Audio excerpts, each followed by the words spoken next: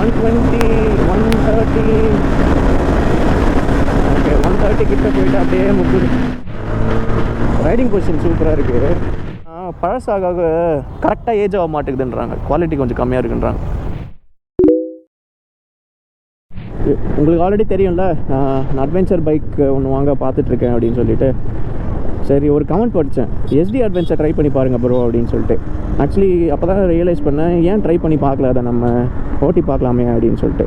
So அதனால் ST showroom போகலான்னு இருக்கோம். ஆக்சுவலி வந்துட்டோம் almost. ST adventure new model இருந்தால் அதை ஓட்டி பார்ப்போம். அப்படி இல்லைனா அந்த ஸ்க்ராம்லரும் ஓட்டி பார்க்கலாம். டெஸ்ட் ரைட் இருக்கா கேட்டு பார்க்கலாம், கொடுக்குறாங்களா பார்ப்போம். Let's see.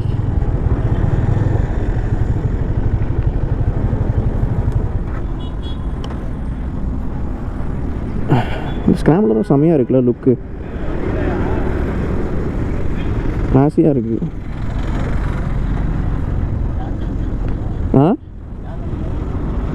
ஷோரூம் இது டெஸ்ட் ரைடு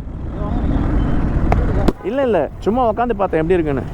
இதில் பிரச்சனை என்னென்னா, பழசாக கரெக்டாக ஏஜ் ஆக மாட்டேங்குதுன்றாங்க, குவாலிட்டி கொஞ்சம் கம்மியாக இருக்குன்றாங்க.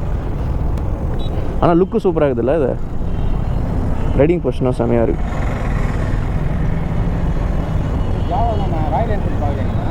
போனோம், ராயல் என்ஃபீல்ட் போகலாம் நெக்ஸ்ட்டு. அங்கே விருதம்பட்டு தான். ஃபோட்டோ ஒன்று எடுங்க, என்ன இதோட எப்படி இது பார்க்கலாம்.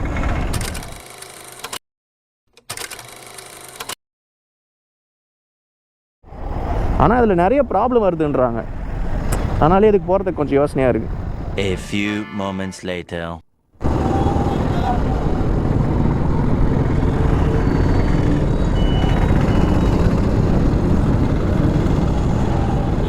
இது ஆனில் இருக்குது, ஸ்டாண்ட் எடுத்தாச்சு, நியூட்ரல் இருக்குது.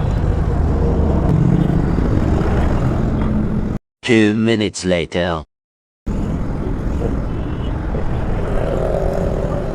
A few inches later. 3 hours later. கீழே அழுத்தணுமா? எப்படி அழுத்துனீங்க? எப்படி அழுத்துனீங்க? இதை ப்ரெஸ் பண்ணேன் சார். இது ப்ரெஸ் பண்ணுங்க.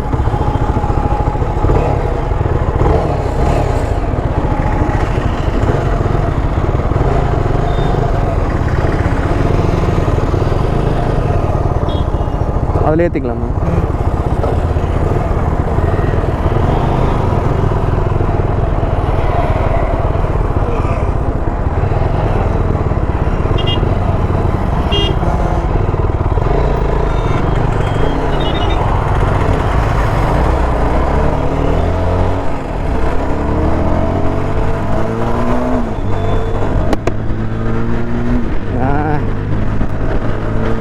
ரைடிங் பொசிஷன் சூப்பராக இருக்குது.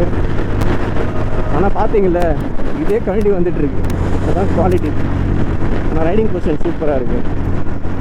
வைப்ரேஷனும் பெருசாக இல்லை.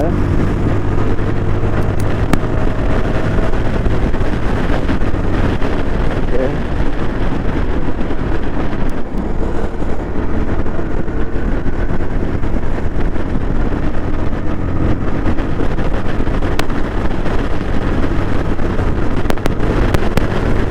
ஓகே 110 போயிட்டுருக்கேன்.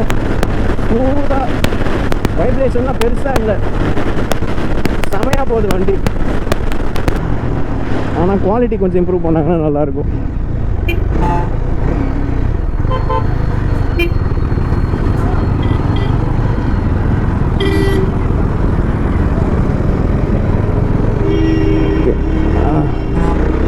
ஹைவே ஸ்ட்ரெச் சின்னதாக ஒன்று கிடச்சிது. பிக்கப்பும் ஓகே, நாட் பேட். பிரேக்கிங்கில் தான் லைட்டாக கான்ஃபிடன்ஸ் மிஸ் ஆகிற மாதிரி இருக்குது. ஒன்றும் பிரச்சனை இல்லை. கண்ணாடியை கழட்டி வச்சுட்ருக்காங்க.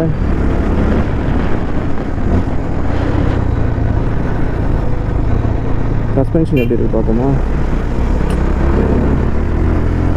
எதனா பள்ளம் இருக்கா பார்ப்போம்.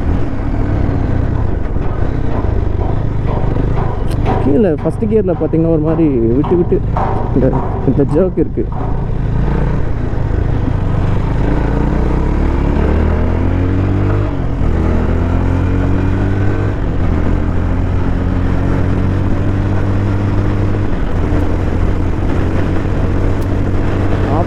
ஈஸியாக ஏறுதுங்க ஸ்பீடு. Wow, nice.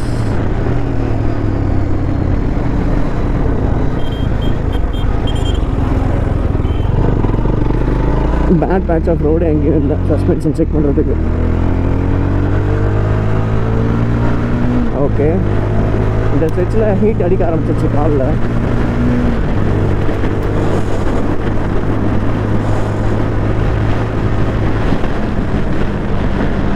ஸ்டேபிளாக தான் இருக்குது பைக்கு.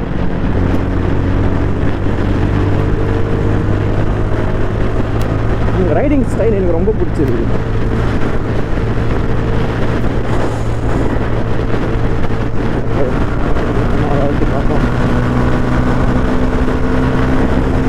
ஸ்பீடோமீட்டர் விசிபிளாக இல்லை. 120, 130. ஓகே, 130 கிட்ட போயிட்டு அப்படியே முக்குது.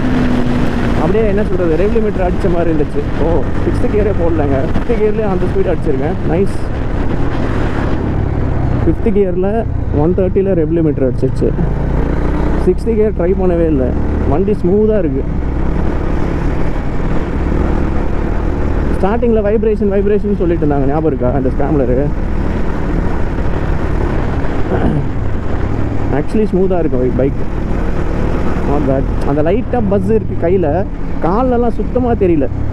கையில் கூட லைட்டாக தான் தெரியுது, பெருசாக இல்லை.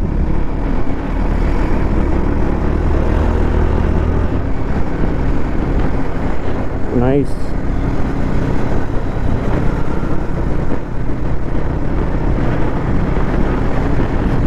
ஹீட்டு நல்லா அடிக்க ஆரம்பிச்சிச்சு. கரெக்டாக என் கால் மேலே அடிக்குது. தைஸ் கிடையாது, என் ஃபூட் மேலே அடிக்குது ஹீட்டு.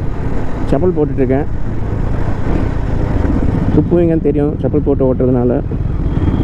பட்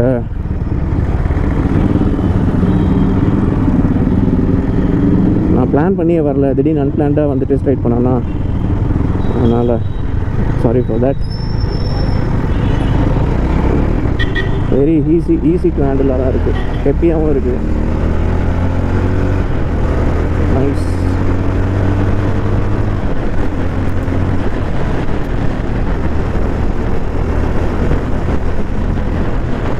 இது நல்ல ஒரு லைஃப் ஸ்டைல் வெஹிக்கிளாக வச்சுக்கலாம்.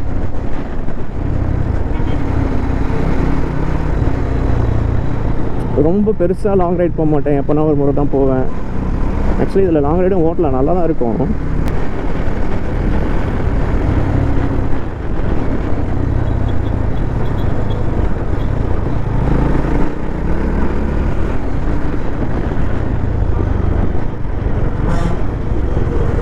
வந்தாச்சு.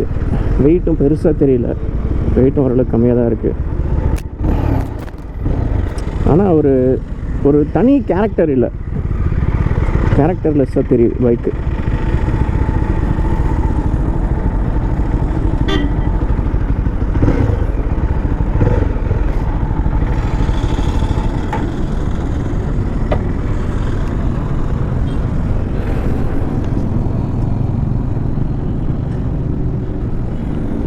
குவாலிட்டி தான்.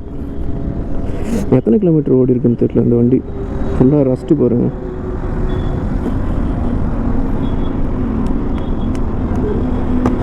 இது எத்தனை கிலோமீட்டர் ஓடி இருக்கு ப்ரோ? அது மோர் தென் ட்ரிப்பு